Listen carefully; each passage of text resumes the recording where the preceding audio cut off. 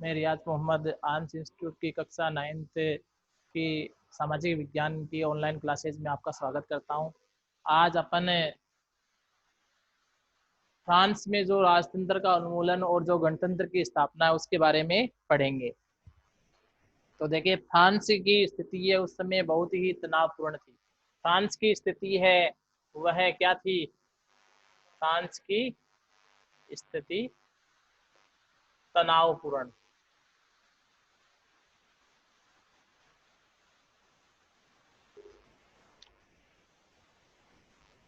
Louis 16 था। Louis 16 ने संविधान पर हस्ताक्षर कर दिए। संविधान पर हस्ताक्षर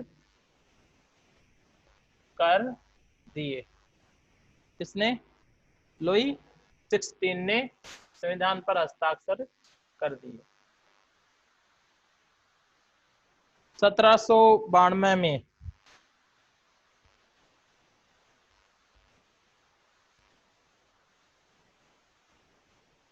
नेशनल असेंबली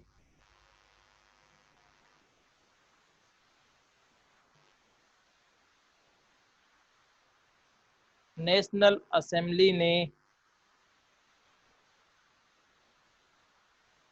परसा व ऑस्ट्रिया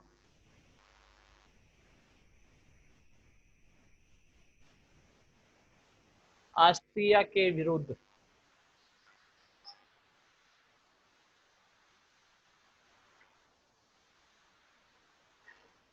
युद्ध की घोषणा युद्ध की घोषणा का प्रस्ताव पारित कर दिया। प्रस्ताव पारित कर दिया। किसने कर दिया? 17 की भाई फ्रांस की स्थिति है उस समय क्या थी? बहुत ही तनावपूर्ण थी। कब थी? जब लुई 16 ने संविधान पर क्या कर दिए? अपने हस्ताक्षर कर दिए। और 1792 में क्या हुआ था कि नेशनल जो असेंबली है वहां की जो संसद है उसने क्या किया? प्रसा और जो ऑस्ट्रिया है उसके विरुद्ध युद्ध की घोषणा का प्रस्ताव पारित कर दिया। कि भाई नेशनल असेंबली ने यह प्रस्ताव पारित कर दिया किस किस के खिलाफ? प्रसा और ऑस्ट्रिया के विरुद्ध युद्ध की घोषणा का प्रस्ताव पारित कर दिया।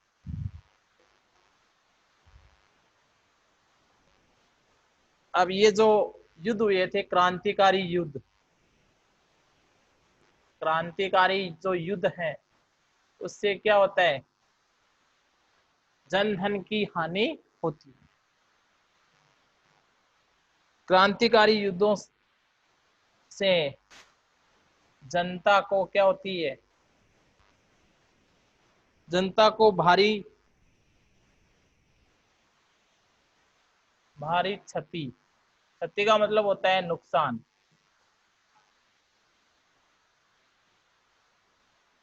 क्रांतिकारी युद्धों से जनता को भारी क्षति या जो नुकसान है वह होता है। और आर्थिक वह आर्थिक कठिनाइयां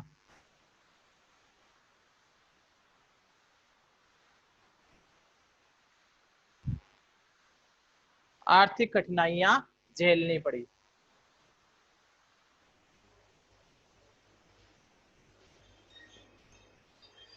क्रांतिकारी युद्धों से क्या होती है? जनता को भारी क्षति।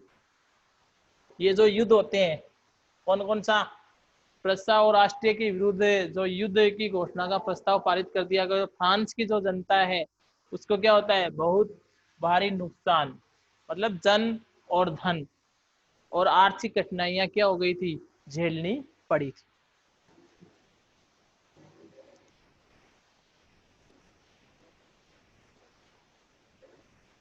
पुरुषों के मोर्चे पर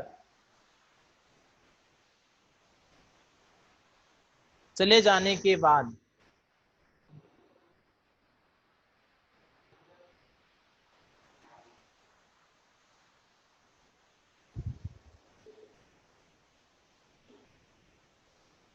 घर परिवार,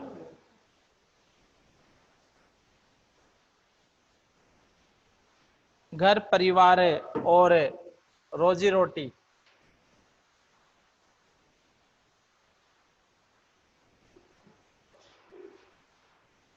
रोजी रोटी की जो जिम्मेवारी है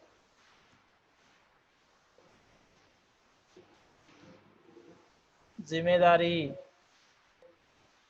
औरतों के कंधों पर आ पड़ी।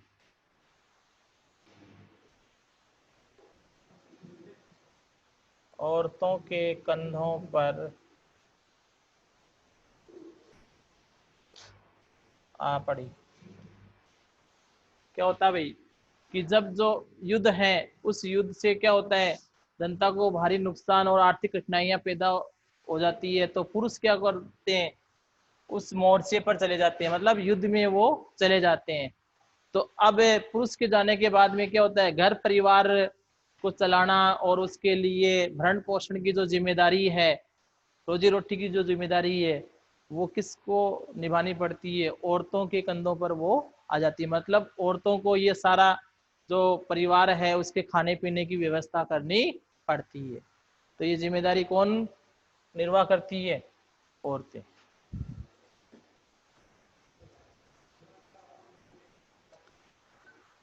देश की आबादी के एक बड़े हिस्से को देश के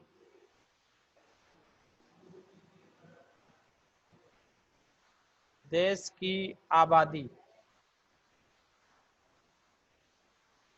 देश की आबादी के एक बड़े हिस्से को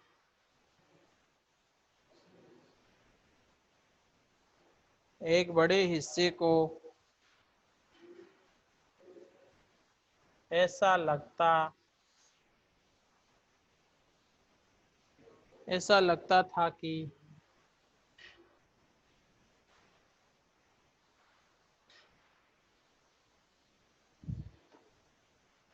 क्रांति के सिलसिले को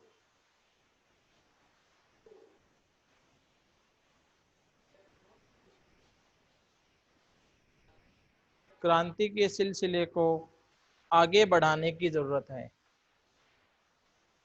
आगे बढ़ाने की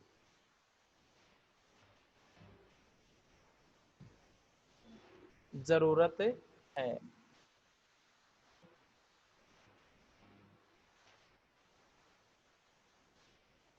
क्योंकि 1791 के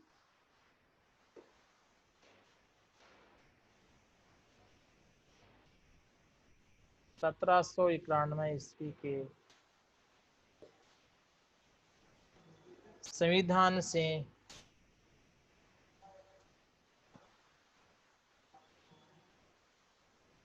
सिर्फ अमीरों को ही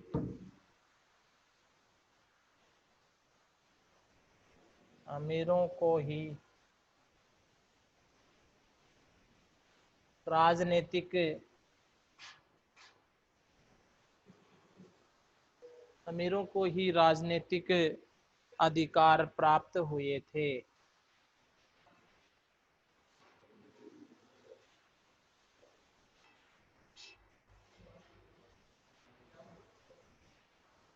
यानी देखिए यहाँ पे कि जो फ्रांस की जो स्थिति है वो बहुत ही तनावपूर्ण रही थी। लुईस 16 ने संविधान पर हस्ताक्षर कर दिए। उसके अनुसार युद्ध की घोषणा का जो प्रस्ताव है 1792 में नेशनल असेंबली, वो जहाँ फ्रांस की जो संसद है उसने क्या किया, परसा और ऑस्ट्रिया के विरुद्ध युद्ध की घोषणा का प्रस्ताव पारित कर दिया कि भाई परसा और जो ऑस्ट्रिया है उसके विरुद्ध क्या किया जाना चाहिए, युद्ध कर दिया जाना चाहिए। तो क्रांतिकारी जो युद्ध है उस युद्ध से जनता को भारी नुकसान उठाना पड़ा और आर्थिक जो समस्याएं हैं उनका भी सामना करना पड़ा। पुरुष क्या हो गए, युद्ध के मोर्चे पर चले जाते हैं, तो घर परिवार की जो रोजी रोटी है उसकी जिम्मेदारी औरतों के कंधों पर आ जाती है। यानी पुरुष कहाँ चले जाते हैं, युद्ध पे चले जाते हैं, तो घर परिवार को जो संभालना है या घर परिवार की जो रोजी रोटी है उसकी जिम्मेवारी औरतों के कंधों पर आ जाती है। यानी पुरुष क्या हो जाते हैं, युद्ध में चले जाते हैं तो कमाने वाले कौन रहेंगे, पुरुष नहीं रहेगा, तो अब औरत को क्या करना पड़ेगा, कमा करके लाना पड़ेगा और अपने परिवार को चलाना पड़ेगा। देश की जो आबादी है उसके एक बड़े हिस्से को ऐसा लगता था, यानी देश की जो आबादी है उसके एक बड़े हिस्से को, एक बड़े भूभाग को क्या लगता था कि क्रांति है, क्रांति के सिलसिले को आगे बढ़ाने की जरूरत है, यानी इस क्रांति को और आगे तक बढ़ाया जाना चाहिए जब तक लोगों को अपने अधिकार ना मिल जाए। क्योंकि 1791 के संविधान से सिर्फ अमीरों को ही राजनीतिक अधिकार प्राप्त हुए थे। यानी इस क्रांति को आगे बढ़ाने की जरूरत क्यों है, क्योंकि 1791 के जो संविधान है उसमें केवल अमीरों को ही राजनीतिक अधिकार प्राप्त हुए थे, गरीबों को अधिकार प्राप्त नहीं हुए। इसलिए क्रांति को आगे बढ़ाने की जरूरत महसूस की गई।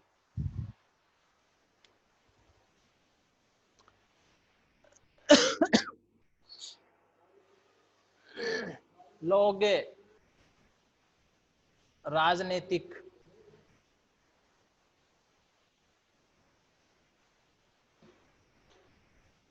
क्लबों में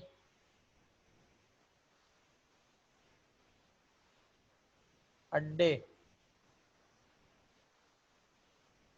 जमा कर सरकारी नीतियों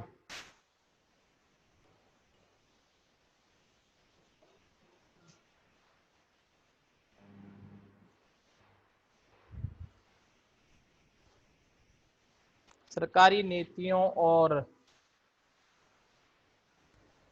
अपनी कार्य योजना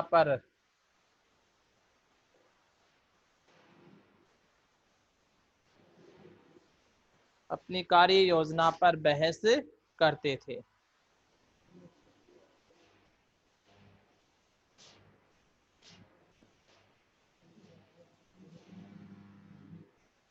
अब ये जो राजनीतिक अधिकार हैं वो 1791 में केवल अमीरों को प्राप्त हुए थे, गरीबों को नहीं हुए थे। तो लोग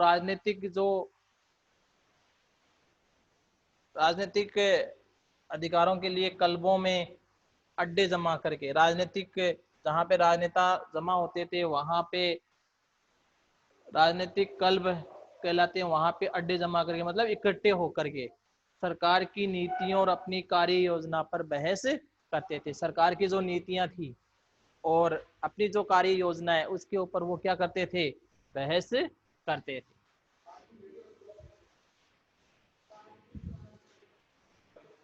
जेकोबिन क्लब इसमें सबसे सफल रहा। Jacobin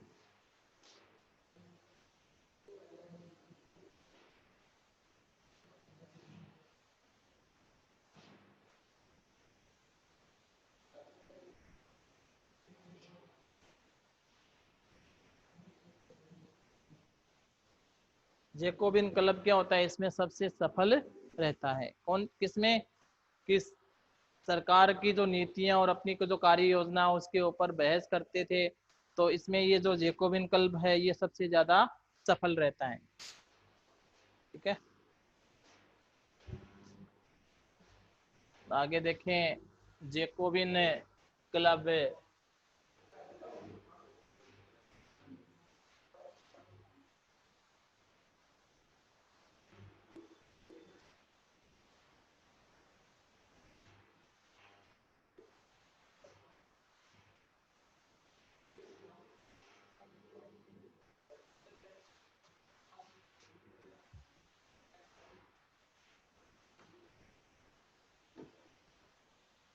Jacobin club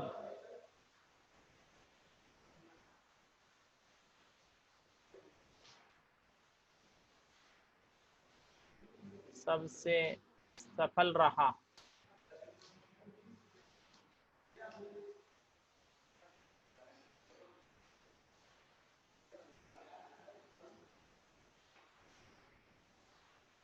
Jacobin club के सदस्य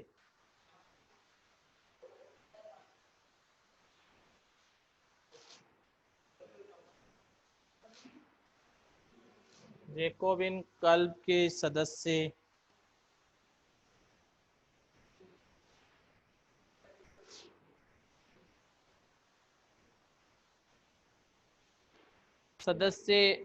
मुख्यतः समाज के कम समृद्ध समाज के कम समृद्ध कम समृद्ध का मतलब ज्यादा धनवान न, ज्यादा अमीर न होकर के गरीब, कम समृद्ध हिस्से से आते थे। अरे इस जैकोबिन क्लब में अधिकतर जो सदस्य थे वो ज्यादा अमीर नहीं थे। मतलब कम समृद्ध का मतलब क्या है, ज्यादा अमीर नहीं थे। अमीर को तो आने की जरूरत ही नहीं थी। किसमें? जैकोबिन क्लब में, कि अपनी और सरकार की कार्यनीति की योजना बनाने की अमीरों को जरूरत नहीं थी। तो इसमें जो आते थे वो क्या होते थे? अमीर लोग न होकर के जो गरीब तबका होता था उस हिस्से के ही लोग इस जैकोबिन क्लब में आते थे। इनमें कौन कौन होते थे? इनमें छोटे दुकानदार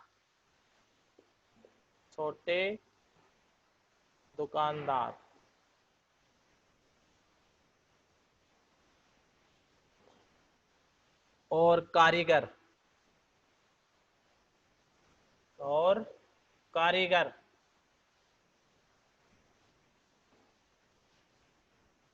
जैसे जूता बनाने वाले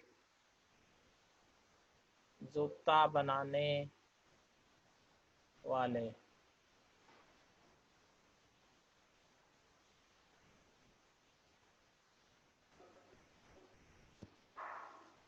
बनाने वाले,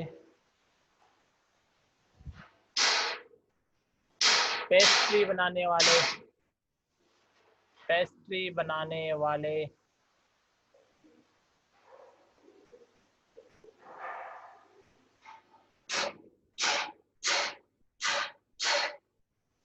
घड़ी साज,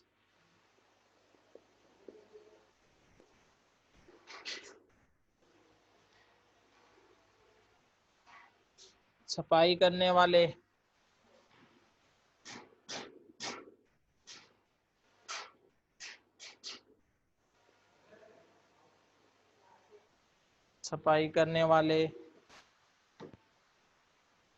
और नौकर व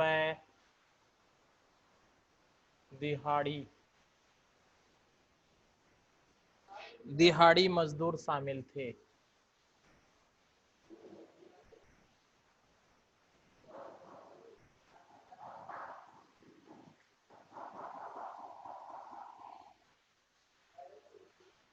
उनका नेता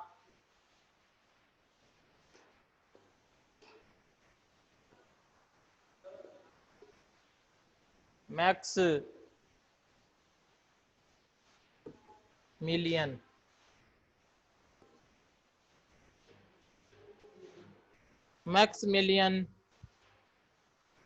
रोबेस्पियर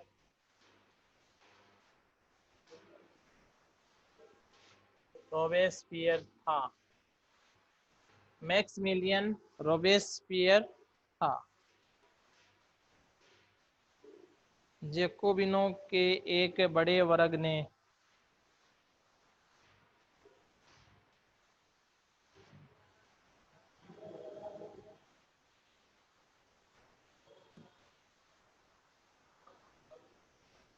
जैकोबिनों के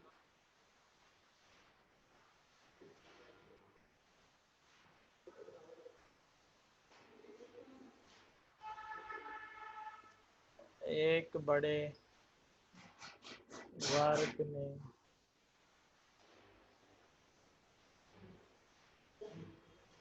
ने गोदी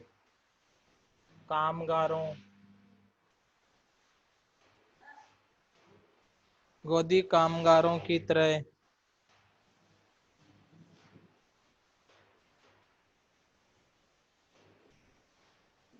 धारीदार लंबी पतलून, धारीदार लंबी पतलून पहनने का निर्णय लिया।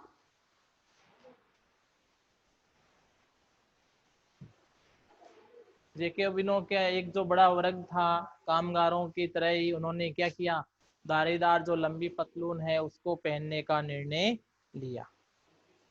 ऐसा उन्होंने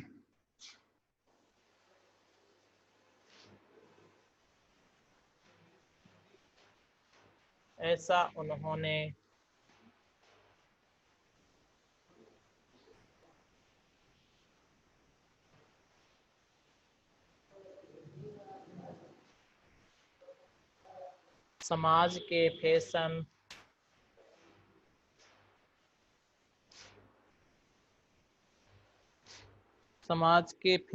प्रस्त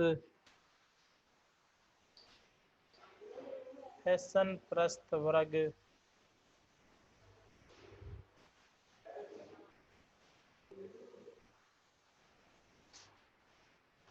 खास तौर से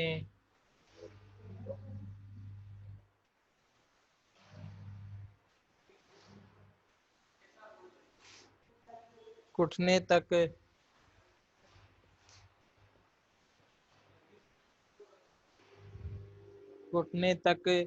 पहने जाने वाले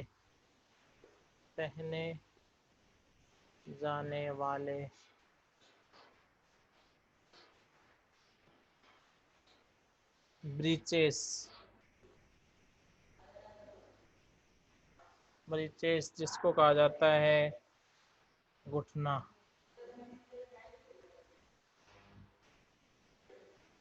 पहनने वाले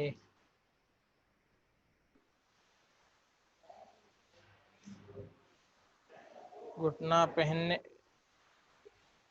ब्रीचेस पहनने वाले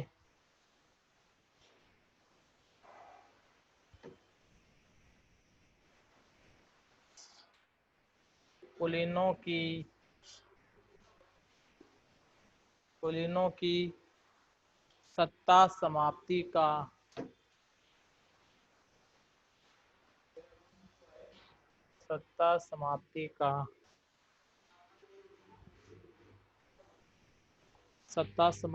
के ऐलान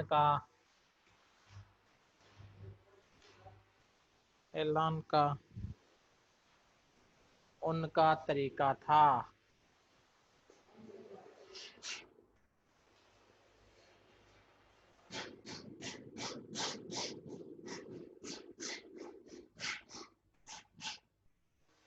इसलिए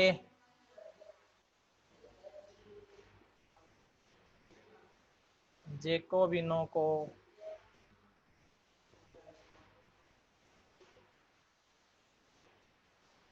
शोकुलात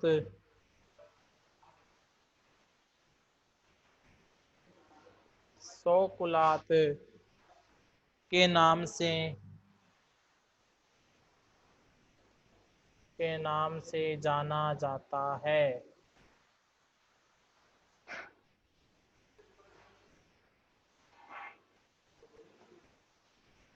जैकोबिन जो क्लब है वह उनमें क्या रहा था, सरकार की नीतियों के बारे में विचार विमर्श करना और अपनी नीतियों के बारे में विचार विमर्श करना। सरकार और अपनी नीतियों में तो जैकोबिन क्लब क्या रहा, इसमें सबसे सफल रहा। जैकोबिन क्लब में कौन कौन से सदस्य होते थे, मुख्यतः समाज के कम समृद्ध हिस्से से आते थे, यानी गरीब तबके के लोग इस जैकोबिन क्लब की सदस्यता ग्रहण करते थे। यानी जैकोबिन क्लब की सदस्यता है वह कौन ग्रहण करते थे, कम समृद्ध यानी ज्यादा अमीर लोग इस जैकोबिन क्लब को ग्रहण नहीं करते थे, इसकी सदस्यता को ग्रहण नहीं करते थे, बल्कि जो गरीब तबका या कम समृद्ध लोग थे, कम अमीर थे, वही लोग इसको ग्रहण करते थे। इनमें आप देखते हो छोटे दुकानदार, यानी इस जैकोबिन क्लब में कौन कौन आएंगे, छोटे दुकानदार, कारीगर, जैसे जूता बनाने वाले जिसको अपन बोलते हैं बढ़ई, तो वो मोची, पेस्ट्री बनाने वाले, घड़ी साज, सफाई करने वाले, नौकर और दिहाड़ी मजदूर, जिसको रोजाना की क्या की जाती है, मजदूरी मिलती है, दिहाड़ी मजदूर, ये सब इस जेकोबिन क्लब के सदस्य थे। छोटे दुकानदार हो गए, कारीगर हो गए, जूता बनाने वाले हो गए, पेस्ट्री वाले हो गए, घड़ी साज और छपाई करने वाले नौकर, सफाई करने वाले और नौकर और दिहाड़ी मजदूर। अब उनका नेता कौन था, मैक्समिलियन रोबेस्पियर। किसका, ये जो लोग थे, जेकोबिन जो क्लब था उसका नेता है मैक्समिलियन रोबेस्पियर। जेकोबिनों के एक बड़े वर्ग ने गोदी कामगारों की तरह धारीदार लंबी पतलून पहनने का निर्णय लिया। यानी जेकोबिन जो क्लब था उसके एक बड़े वर्ग ने क्या किया, कामगारों की तरह ही धारीदार लंबी पतलून पहनने का निर्णय लिया। उन्होंने ऐसा समाज के फैशन प्रस्त वर्ग, यानी जो फैशन करने वाले जो समाज के लोग हैं, खास तौर से घुटने तक पहने जाने वाले ब्रीचेस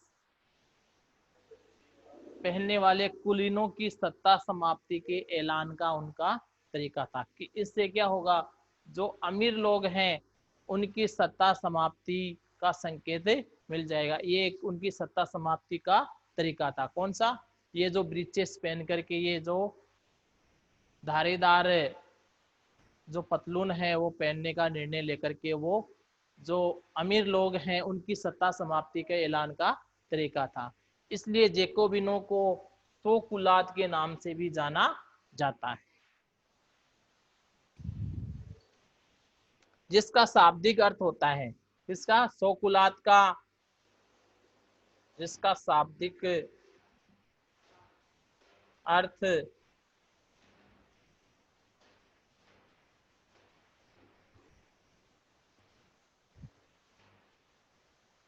बिना बिना घुटने वाले, बिना घुटने वाले।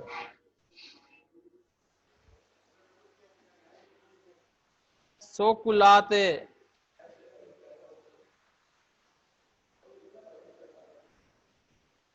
सोकुलात पुरुष लाल रंग की टोपी, लाल रंग की टोपी, लाल रंग की टोपी भी पहनते थे।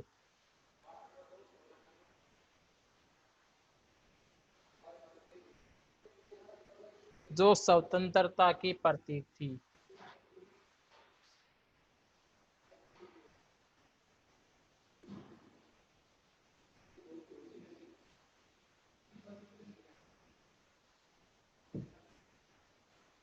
लेकिन महिलाओं को ऐसा करने की अनुमति नहीं थी।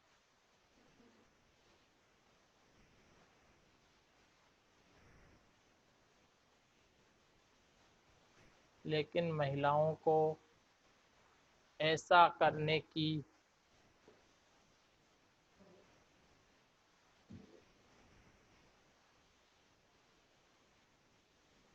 अनुमति नहीं थी।